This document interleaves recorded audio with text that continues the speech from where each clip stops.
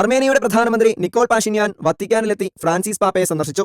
2018 മുതൽ അർമേനിയയുടെ 16ാമത് പ്രധാനമന്ത്രിയായി സേവനം ചെയ്യുന്ന നിക്കോൾ നവംബർ 18-ാം തീയതി തിങ്കളാഴ്ചയാണ് പാപ്പയുമായി കൂടിക്കാഴ്ച നടത്തിയത്. ഏകദേശം അരമണിക്കൂർ അപ്പസ്തോലിക കൊട്ടാരത്തിലെ ഗ്രന്ഥശാലയിൽ ഇരുവരും സംഭാഷണത്തിലേർപ്പെട്ടു. സംഭാഷണത്തിനൊടുവിൽ ഇരുവരും പരമ്പരാഗതമായി സമ്മാനങ്ങൾ കൈമാറി.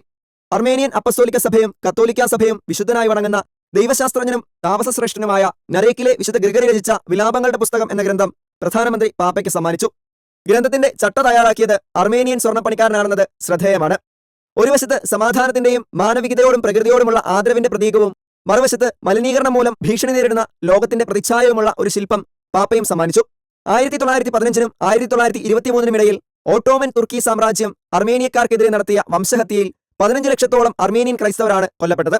ലോകത്തിലെ തന്നെ ആദ്യത്തെ ക്രിസ്ത്യൻ രാജ്യമാണ് അർമേനിയ.